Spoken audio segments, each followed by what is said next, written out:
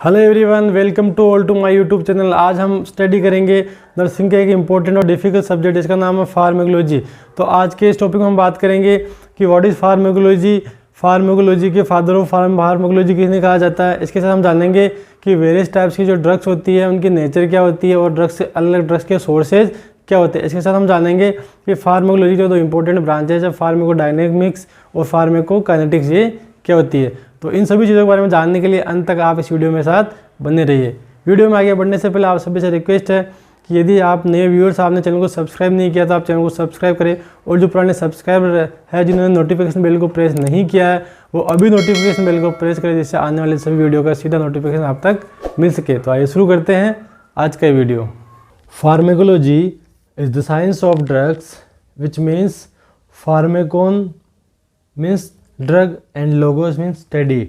Pharmacology simply drugs की science है जो ड्रग्स का साइंटिफिक स्टडी करती है। ये Greek word pharmakon means drug और लोगोस मीन्स स्टडी से मिलके बना हुआ वर्ड है। Oswald Schmiedeberg regarded as the father of pharmacology. Oswald Schmiedeberg को फार्माकोलॉजी के फादर के रूप में या जनक के रूप में जाना जाता है। The two main division of pharmacology are pharmacodynamics and pharmacokinetics. Pharmacology की दो मुख्य शाखाएं, दो ब्रांचेज, जिनका नाम है pharmacodynamics and pharmacokinetics. Pharmacodynamics it derived from Greek word it means dynamics और power. What the drugs does to the body. जब हम अपने शरीर में कोई ड्रग्स लेते हैं, कोई मेडिसिन लेते हैं, जब वो मेडिसिन शरीर में जाती है और हमारे शरीर में क्या एक्शन शो करती है, यही फार्माकोडायनामिक्स कहलाता है। This includes physiological and biochemical effect of the drugs and their mechanism of action at organs system subcellular macromolecular levels.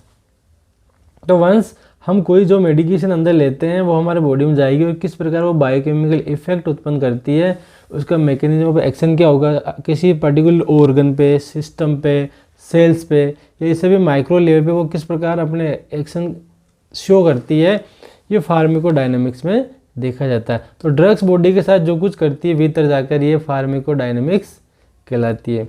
Pharmacodynamics में अगर बात करें अपन एक्शन के रूप में, तो कोई भी जो मेडिकेशन जो जाती है जनरली वो ये इतने प्रकार के फंक्शंस वो शो करती है। जैसे नंबर 1 स्टिमुलेशन, बॉडी के फंक्शन को स्टिमुलेट करती है। डिप्रेशन, जो बॉडी की जो फिजियोलॉजी है उसको डिप्रेस कर सकती है। इरिटेशन उत्पन्न कर सकती है, या किसी चीज़ का रिप्लेसमेंट हो सकती है। जो अपन किसी चीज़ की कमी है उसको रिप्लेस करने के लिए अपन ले रहे हैं, जैसे कि इंसुलिन है अपन आर्टिफिशियली लेते हैं। इसी प्रकार साइकोटॉक्सिक एक्शन भी कोई ड्रग्स बॉडी में उत्पन्न कर सकती है। तो फार्माकोडायनामिक्स में ये 5 प्रकार की इंपॉर्टेंट चीज़ें बॉडी में हैपन्स होती है। नेक्स्ट है pharmacokinetics. It derived from Greek word kinesis means movement, what the body does to the drug.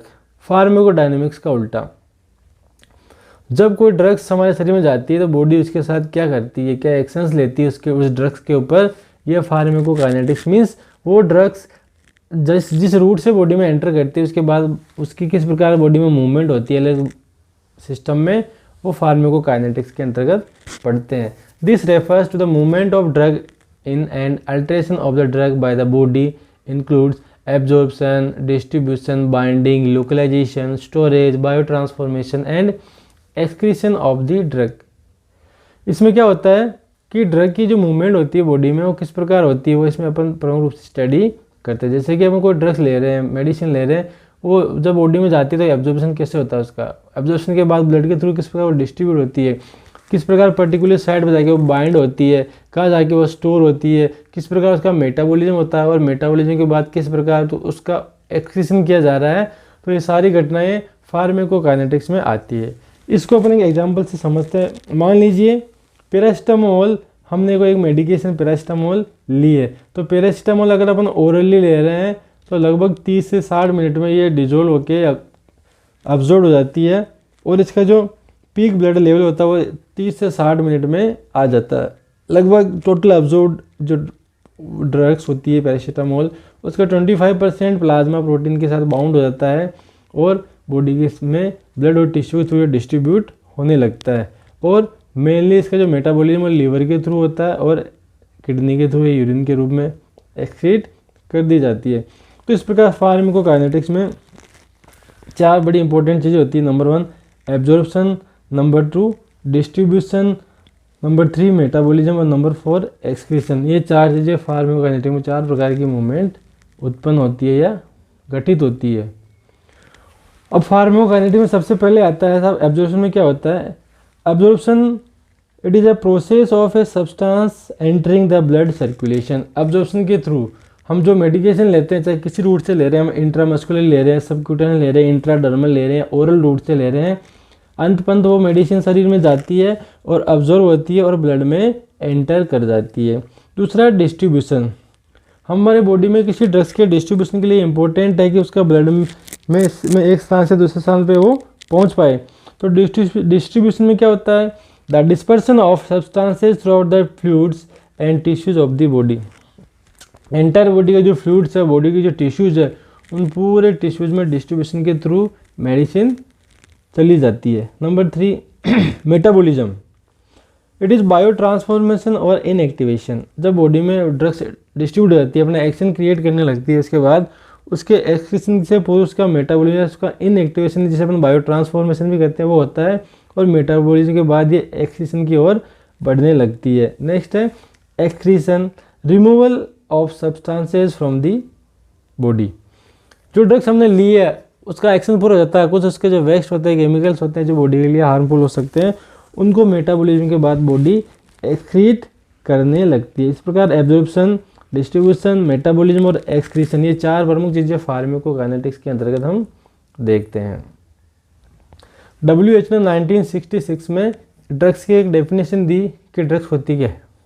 Drugs is any substance और प्रोडक्ट दैट इज यूज्ड और is intended to be used to modify or explore physiological systems or pathological state for the benefit of recipient।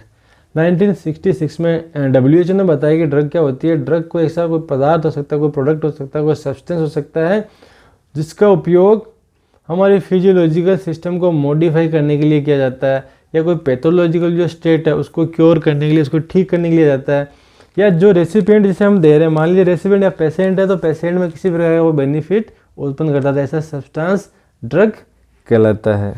Next important terms of pharmacology is pharmacotherapeutics. It is the application of pharmacological information together with knowledge of the disease for its prevention, mitigation और cure. Pharmacological knowledge और information का तथा बीमारी से related जो knowledge है उसका उपयोग करके किस प्रकार हम डिजीज़ को प्रिवेंट कर सकते हैं, किस प्रकार पेशेंट की पीड़ा को कम कर सकते हैं, मिटिगेशन कर सकते हैं, और किस प्रकार डिजीज़ को क्योर कर सकते हैं, ये सब चीज़ें फार्माकोथेराप्यूटिक्स में आती है। Selection of the most appropriate drug, dosages and duration of treatment taking into account the stage of disease and the specific features of a patient are a part of pharmacotherapeutics. तो फार्माकोथेराप्यूटिक्स में अपन disease prevention के साथ साथ उसके cure के साथ साथ हम ये भी बात इंश्योर करते हैं कि पेशेंट की जो ड्रग है उसकी जो डोज है वो एप्रोप्रिएट होनी चाहिए। ट्रीटमेंट का जो ड्यूरेशन है वो ज़्यादा अनावश्यक नहीं, जिससे कि बॉडी में अनावश्यक केमिकल्स नहीं जाए, और किस प्रकार हम पेशेंट को उसकी डिजीज से ठीक कर सकते हैं। तो ये सब चीज़ें फार्माकोथेराप्यूटिक्स में देखी जाती है। नेक्स्ट टर्म है clinical pharmacology. It is the scientific study of drug in man. मनुष्य में, ह्यूमंस में जो ड्रग्स होती हैं उनकी साइंटिफिक स्टडी क्लिनिकल फार्माकोलॉजी कहलाती है। It includes pharmacodynamic and pharmacokinetic investigation in healthy volunteers as well as in patients. कोई भी मेडिसिन जो नई आती है, नई इंट्रोड्यूस की जाती है, तो पेशेंट में और जो वॉलंटियर्स है उसमें उसका फार्माकोडायनेमिक एक्शंस क्या हो रहा है, फार्माकोकाइनेटिक एक्शंस के क्या हो रहे हैं, इनका इन्वेस्टिगेशन करना क्लिनिकल फार्माकोलॉजी कहलाता है। Evolution of efficacy and safety of drug are comparative trials with other form of treatment. उस मेडिसिन के अन्य जो फॉर्म है, अन्य रूप जो दिए जा रहे हैं, उनके साथ साथ इस मेडिकेशन की एफिकेसी क्या है, कितनी प्रभावशाली है, इसकी सेफ्टी कितनी है, इसका कंपैरेटिव ट्रायल भी इसके अंतर्गत किया जाता है। इसके साथ साथ surveillance of pattern of drug use, adverse effect etcetera are also part of clinical pharmacology.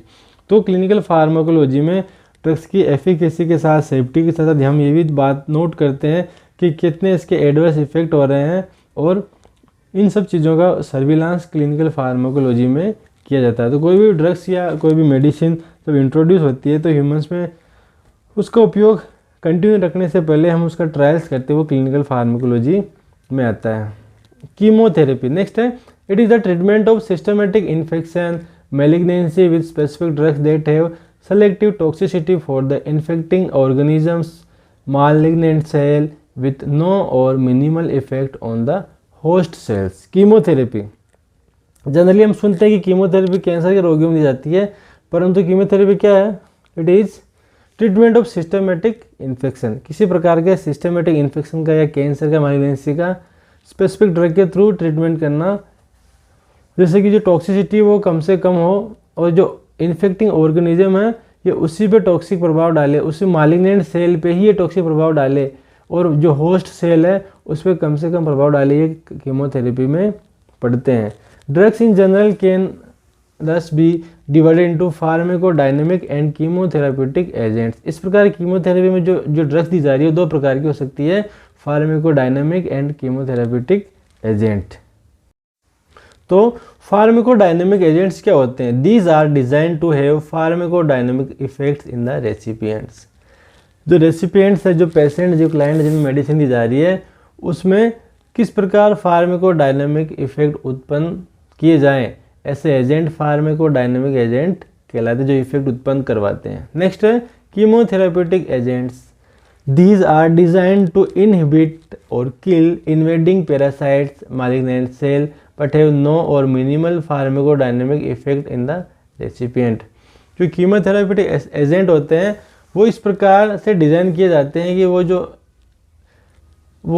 जो सेल्स है उसको, होस्ट सेल को नुकसान नहीं पहुंचाकर, जो माइक्रो ऑर्गेनिजम्स है, जो मैलिग्नेंट सेल है, इन्वेडिंग जो पैरासाइट्स है, जो बॉडी में अनवांटेड फॉरेन मटेरियल है, उनके ऊपर वो प्रभाव रखती है, होस्ट सेल को कम से कम नुकसान पहुंचाते हैं।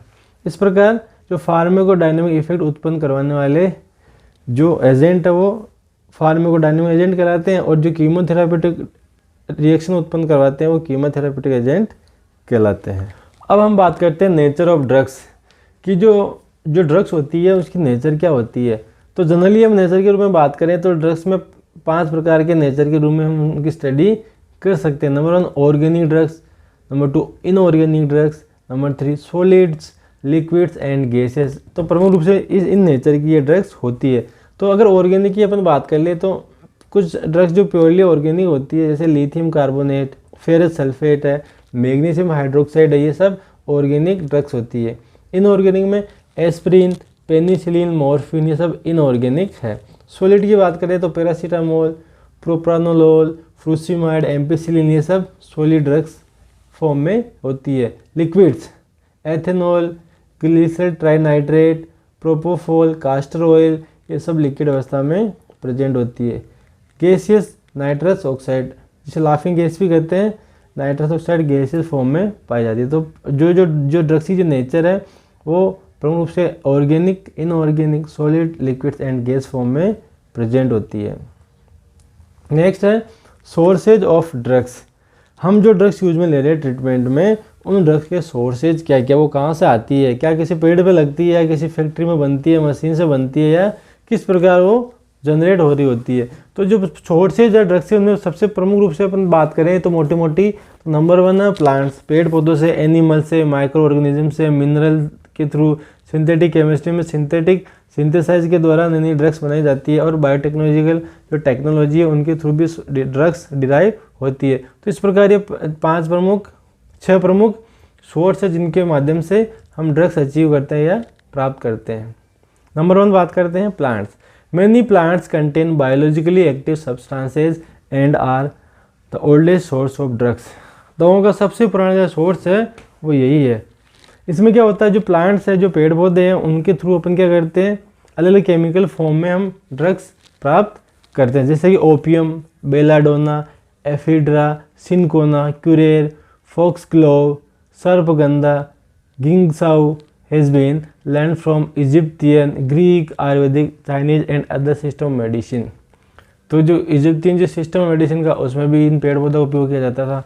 ग्रीक सिस्टम भी होता है, हम आयुर्वेद में भी कई प्रकार की जड़ी बूटी का उपयोग करते हैं, और चाइनीज जो थेरेप्यूटिक जो पद्धतियाँ होती है उनमें भी प्लांट्स का उपयोग किया जाता है। अब ये प्लांट्स मेडिसिन की तरफ रूप में काम कैसे करते हैं, क्यों करते हैं? Because chemically the active ingredients of plants come in several categories. तो हम बात करते हैं कि ये जो पेड़ पौधे हैं इनमें कुछ केमिकल एक्टिव इंग्रेडिएंट्स पाए जाते हैं, वो इंग्रेडिएंट्स मेडिसिन का काम करते हैं। अपन कैटेगरी देखते हैं कि कौन कौन से इंग्रेडिएंट प्लांट्स में होते हैं। सबसे नंबर 1 आता है alkaloids. These are alkaline nitrogenous base having potent activity and are the most important category of vegetable origin drugs। जो वेजिटेबल से जो ड्रग्स बनती है उनमें प्रमुख रूप से एल्केलॉइड्स उपस्थित होते हैं।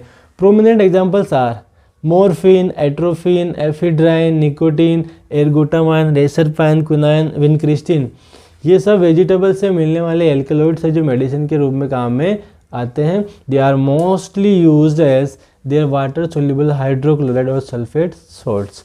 तो वाटर सोल्यूबल सल्फेट सॉल्ट या हाइड्रोक्लोराइड सॉल्ट के साथ ये ड्रग्स अवेलेबल होती है। तो एल्कलॉइड्स प्लांट से हम एल्कलॉइड के रूप में मेडिसिन प्राप्त करते हैं। नंबर 2 है glycosides. Cardiac glycosides such as digoxin, ouabain are the best known glycosidic drugs. The active principle of senna and similar plants are anthraquinone glycosides. इस प्रकार ग्लाइकोसाइड्स के रूप में भी हम मेडिसिन से ड्रग्स प्राप्त करते हैं। तीसरा ऑयल। फिक्स्ड और non volatile oils are calorie yielding triglycerides of higher fatty acids mostly use for food and as emollients. Examples groundnut oil, coconut oil, sesame oil etcetera.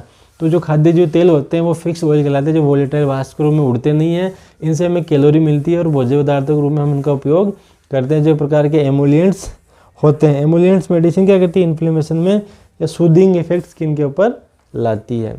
Essential oils, दूसरे type के oils होते हैं essential oils, जिन्हें अपन volatile oils भी कहते हैं, जो वाष्प के रूप में उड़ते हैं। They are mostly obtained from the flower और leaves by the steam distillation are aromatic terpene hydrocarbons that have no food value. इनकी फूड वैल्यू नहीं होती, लेकिन इनमें कुछ एरोमेटिक जो सुगंध होती है वो मेडिसिन में इनको यूज दिलवाती है। They are used as flavouring agents.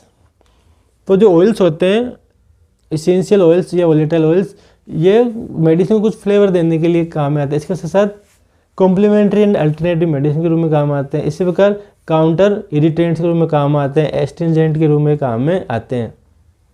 Examples है eucalyptus oil, peppermint oil, nilgiri oils. Clove oil is used to allay dental pain. हम एक घरेलू उपचार के रूप में भी काम लेते हैं। जब भी कोई दांत में दर्द होता है तो लौंग को अपन दांत में रखते हैं, तो उसमें जो ऑयल होता है वो डेंटल पेन में रिलीफ देता है। इसके साथ menthol, thymol, camphor are volatile oils that are solid at room temperature. Menthol है, थाइमोल है, कपूर है, ये सब वोलेटाइल ऑयल्स ही होते हैं, लेकिन रूम टेम्परेचर पर ये ठोस अवस्था में प्रेजेंट होते हैं। जिससे तापमान मिलता है, इनको हीट मिलती है, ये वाष्प के रूप में उड़ने लगते हैं। Next other plant products like tannins are astringent. Astringent क्या करते हैं? ब्लीडिंग को स्टॉप करने का काम करते हैं। Gums are demulcent. इसी प्रकार जो गम्स होते हैं, जो पेड़ पौधे से हमें मिलता है, वो इन्फ्लेमेशन में और इरिटेशन में राहत प्रदान करता है। ग्लिसरीन, अगला जो प्रोडक्ट है glycerine is a viscous sweet liquid used as vehicle for gum और थ्रोट पेंट। तो अलग अलग प्रकार की मेडिसिन में ग्लिसरीन का उपयोग मिलाने के रूप में करते हैं। इसके साथ जो रेजिन्स है, जो बाल्सम्स है, वो भी एंटीसेप्टिक का काम करते हैं और कफ मिक्सर में इनको यूज में लेते हैं। The anti malarial drug artemisinin is a sesquiterpene endoperoxide obtained from a Chinese plant. जो मलेरिया में जो ड्रग्स काम आती है आर्टेमिसिनिन, वो चाइनीज पौधे से ही प्राप्त होती है। तो इस प्रकार अलग अलग फॉर्म में हमें पेड़ पौधों से अलग अलग केमिकल रासायनिक पदार्थ मिलते हैं जो मेडिसिन बनाने में काम में आते हैं। नेक्स्ट जो सोर्स है वो है एनिमल्स। एनिमल्स से हम adrenaline, thyroxine, insulin, liver extract, इसके अलावा antisera and few vaccines are also produce from the animals. तो इन पदार्थों को हम एनिमल्स से प्राप्त करते हैं जो मेडिसिन के रूप में काम में आते हैं। तीसरा microbes. Most antibiotics are obtained from fungi, actinomycetes and bacteria. Example है penicillin, gentamicin, tetracycline, erythromycin, polymyxin B, actinomycin D, जो कि एक एंटी कैंसर ड्रग्स होती है। इसके अलावा कुछ एंजाइम जैसे कि diastase from a fungus and streptokinase from streptococci have a microbial source. Vaccines are produced by the use of microbes. इस प्रकार माइक्रोब्स के थ्रू हम कई प्रकार के वैक्सीन भी प्राप्त करते हैं, कई प्रकार के एंजाइम से प्राप्त करते हैं, कई प्रकार की एंटीबायोटिक जो माइक्रो ऑर्गेनिज्म से तैयार की जाती है। नेक्स्ट है minerals. Few minerals such as iron salts, calcium salts, lithium carbonate, magnesium और aluminium hydroxide, iodine are used as medicinal substances. कुछ मिनरल्स होते हैं जिन्हें हम मेडिसिन के रूप में काम में लेते हैं, जैसे कि आयरन है, कैल्शियम है, लिथियम है, मैग्नीशियम है, एल्यूमिनियम है, आयोडीन है। ये सब मिनरल्स होते हैं जो मेडिसिन के रूप में काम में आते हैं। ये भी एक इम्पोर्टेंट सोर्स है। Number 5 synthetic chemistry. हम पेड़ पौधों से मेडिसिन प्राप्त कर रहे हैं, हम पशुओं से प्राप्त कर रहे हैं, हम मिनरल्स के रूप में प्राप्त कर रहे हैं, लेकिन फिर भी अगर हमारी डिमांड पूरी नहीं हो रही है या कुछ ऐसी मेडिसिन होती है जो मिल नहीं रही है, तो उनको आर्टिफिशियली केमिस्ट्री के थ्रू सिंथेसाइज करते हैं। Synthetic chemistry made its debut in the 19th century and is now the largest source of medicine. आज के समय का सबसे लार्जेस्ट जो सोर्स है वो सिंथेटिक केमिस्ट्री है, जिसके प्रारंभ या प्रादुर्भाव 19वीं शताब्दी से शुरू हुआ था। Synthetic drugs have the advantage of purity and uniformity of the product. Synthetic जो ड्रग्स होती है वो लैब में सिंथेसाइज की जाती है, इस कारण से वो प्योर होती है और यूनिफॉर्मली वो बनती है। They can be manufactured in any quantity as per need और in contrast to drug from natural sources whose availability may be limited. तो सिंथेटिक केमिस्ट्री के थ्रू जो मेडिसिन बनती है वो अपनी नीड के अकॉर्डिंग उनकी अमाउंट हम बढ़ा सकते हैं। इसके साथ साथ जो नेचुरल जो सोर्सेज वो लिमिटेड होते हैं, लिमिटेड मात्रा में मिलते हैं। आज की बढ़ती जनसंख्या के हिसाब से या बढ़ती बीमारियों के हिसाब से जो डिमांड है, अगर वो पूरी नहीं होती तो सिंथेटिक केमिस्ट्री सबसे बड़ा सप्लायर के रूप में काम में आती है। कुछ एग्जांपल्स है जो सिंथेसाइज केमिस्ट्री के थ्रू अपन सिंथेटिक तरीके से क्रिएट करते हैं, फॉर्मुलेट करते हैं, जैसे कि बेंजोडाइजिपाइंस, थायाजाइड्स, बेंजीमिडाजोल, फ्लोरोक्विनोलोन्स एक्सेट्रा। ये सभी मेडिसिन है जो सिंथेटिक तरीके से तैयार होती है। इसके साथ साथ अन्य कई प्रकार की ड्रग्स होती है जो सिंथेसाइज तरीके से कुछ स्पेसिफिक टारगेट बायोमोलिक्यूल्स के ऊपर इफेक्ट लाने के लिए काम में लेते हैं, जैसे कि एंजियोटेंसिन कन्वर्टिंग एंजाइम इनहिबिटर्स। ऐसे इनहिबिटर्स आपने नाम सुना है, ग्लाइकोप्रोटीन लिब और इला receptor antagonist, HIV reverse transcriptase inhibitors. ये पर्टिकुलर बायोमोलिक्यूल्स पे ही सीधा इफेक्ट डालती है। तो इस प्रकार सिंथेटिक केमिस्ट्री के थ्रू अपन एक वास्ट रेंज, एक बड़ी व्यापक मात्रा में मेडिसिन उत्पन्न करते हैं। नेक्स्ट है biotechnology. Several drugs, especially peptides and proteins, are now produced by recombinant DNA technology। तो एक टेक्नोलॉजी का जिसका नाम है recombinant DNA टेक्नोलॉजी। इसके थ्रू कई प्रकार के पेप्टाइड्स और प्रोटीन्स इसके थ्रू क्रिएट करते हैं जो मेडिसिन के रूप में काम में आते हैं। Human growth hormone, human insulin, alteplase, interferon, ये सभी जो सिंथेटिक जो बायोटेक्नोलॉजी के है उसके थ्रू ये तैयार किए जाते हैं। इसके साथ monoclonal antibodies, regulator peptides, erythropoietin, other growth factors are the newer drugs of biotechnological origin. इस प्रकार बायोटेक्नोलॉजी के एडवांसमेंट के साथ साथ अलग अलग प्रकार के हार्मोनल प्रिपरेशन, ग्रोथ हार्मोन, अलग प्रकार के एंजाइम्स, ये सब चीज़ें बायोटेक्नोलॉजी के थ्रू बन रही है।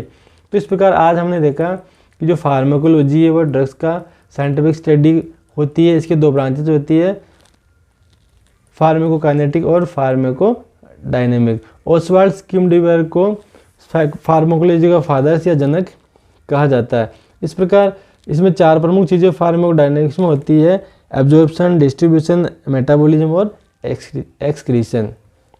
इसके साथ हमने देखा कि जो ड्रग्स होती है वो क्या होती है, इसके साथ अलग प्रकार जो टर्मिनोलॉजी है, pharmacotherapeutics, clinical pharmacology, chemotherapy, pharmacodynamic agents क्या होते हैं, कीमोथेरेपी एजेंट क्या होते हैं, जो ड्रग्स है उनकी नेचर क्या होती है, ऑर्गेनिक ड्रग्स कौन कौन सी होती है, इनऑर्गेनिक कौन कौन सी होती है, सॉलिड्स, लिक्विड और गैस, अलग अलग फॉर्म में ड्रग्स पाई जाती है। इसके साथ साथ plants, animal, microbes, mineral, synthetic chemistry और बायोटेक्नोलॉजी, ये कुछ सोर्स है जिनके थ्रू हम ड्रग्स को प्राप्त करते हैं। तो इस प्रकार हम अलग अलग प्रकार के सोर्सेज से हम मेडिसिन प्राप्त करते हैं।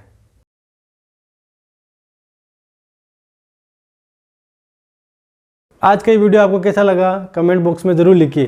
यदि इस वीडियो से रिलेटेड कोई आपको कोई डाउट है तो कमेंट बॉक्स में आपका सवाल ज़रूर पूछें। और यदि आपको लगता है कि वीडियो आपके साथ साथ आपके किसी फ्रेंड या फैमिली मेम्बर के लिए हेल्पफुल हो सकता है तो इस वीडियो का लिंक उन लोगों तक भी शेयर करें जिससे उनको भी इस टॉपिक के बारे में जानकारी मिल सके। धन्यवाद।